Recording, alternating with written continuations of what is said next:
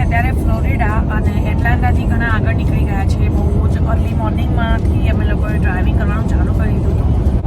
5 hours જેટલું drive અમને કરી લીધું છે ને હવે 5 hours જેટલું ડ્રાઈવ હું કરી લઈશ, એને શેર કરી લઈશ. હું જસ્ટ હમણાં જ ઉઠી અને પાછળ મારા ડોટર્સ બંને છે પણ ઊંઘે છે એ લોકો.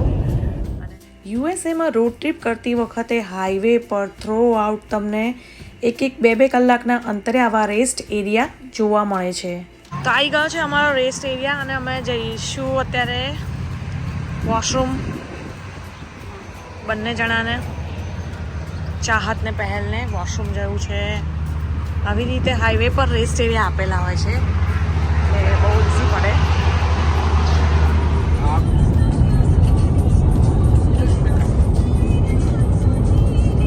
ફર્સ્ટ ટાઈમ હું ફ્લોરિડામાં ડ્રાઈવ કરું છું.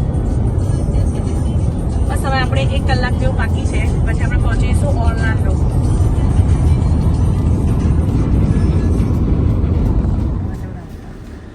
હવે અમે આવી ગયા છે અમારી લેગોલેન્ડની બીચ અને રીટ્રીટ એટલે એક રિસોર્ટ છે એની પર, અને હવે અમે અમારા રૂમ માટે જઈ રહ્યા છે.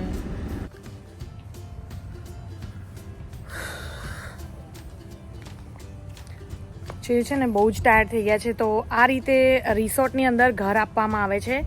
તો ઘરની 2 સાઈડ હોય છે, એક આ હોય છે અને એક આ હોય છે.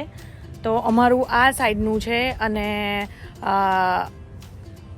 આવી રીતે તમે ઘર જે રિસોર્ટમાં આપતા હોય છે એની સાથે સાથે પાર્કિંગ થોડું દૂર હોય છે. તો આપણે ખાલી જે તમારું ટ્રાવેલમાં જે તમે લઈને આવ્યા લગેજ છે તમારે બધું લાવવાનું રહે છે. અને અંદરથી જોઈ લઈએ ઘર કેવું છે.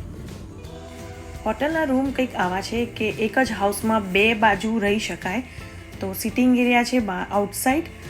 અંદર જઈએ તો હાઉસની થીમ લેગોલેન્ડની જે થીમ હોય છે એ જ રીતે ડેકોરેટ કરેલી છે.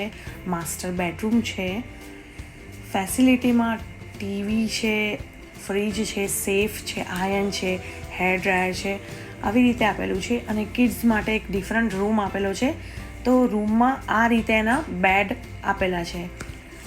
હવે બાથરૂમ જે છે એ પણ આ જ રીતે થીમ આપેલું છે. તો કિડ્સને તો જોઈને એટલી મજા આવી ગઈ. અને રૂમનું ડેકોરેશન પણ બહુ જ સરસ છે. હવે જોઈએ આપણે બાથરૂમ. બાથરૂમ એક્ઝેક્ટલી આ રીતે આપેલું છે.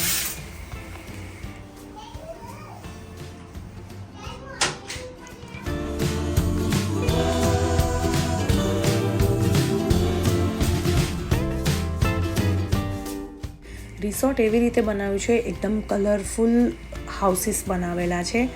લેગોની થીમ રાખેલી છે.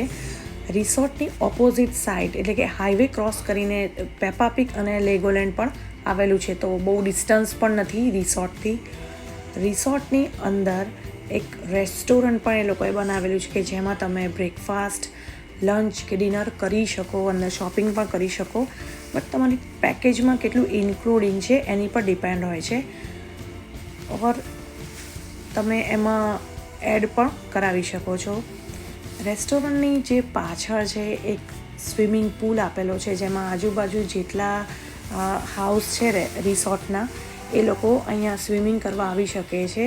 સ્વિમિંગ એનો કોઈ ચાર્જ નથી. જસ્ટ કોસ્ચ્યુમ પહેરીને તમે પહોંચી જાઓ. લાઈફ ગાર્ડ અને ટોવેલ પણ એ લોકો આપતા હોય છે.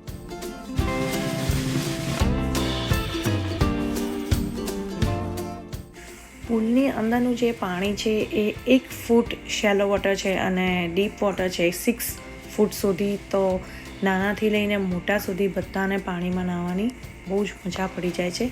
સાથે લોકોએ અંદર લેગો મૂકેલા છે. તો એ પણ રમતા રમતા ઘણા બધા કિડ્સને રમવાની પણ બહુ મજા પડે છે.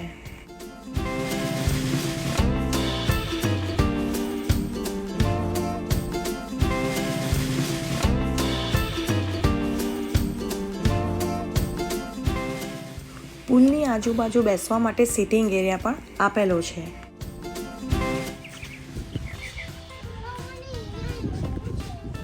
હા રમજો. અહીંયા આવી રીતે દરેક હાઉસની આગળ એક પ્લે એરિયા આપેલો છે એટલે કિડ્સ માટે રમી શકો. તો આવી રીતે એક આખું પેકેજ હોય છે. તો પેકેજમાં તમને એક હાઉસમાં તમે રહી શકો, એની સાથે તમે પેલા રિસોર્ટમાં એ લોકોના ત્યાં લંચ ડિનર કે બ્રેકફાસ્ટ જે બી તમે પેકેજમાં આવતું હોય એ તમે કરી શકો. અને એની સાથે તમને સ્વિમિંગ પણ કરવા મળે છે. અને લેગોલેન્ડ અને પેપા પિગની જે ટિકિટ હોય છે એ એની સાથે ઇન્ક્લુડિંગ આવે છે. આ છે લેકના એજ ઉપર આખું આ લેગોલેન્ડનું જે રિસોર્ટ છે બનાવેલું છે.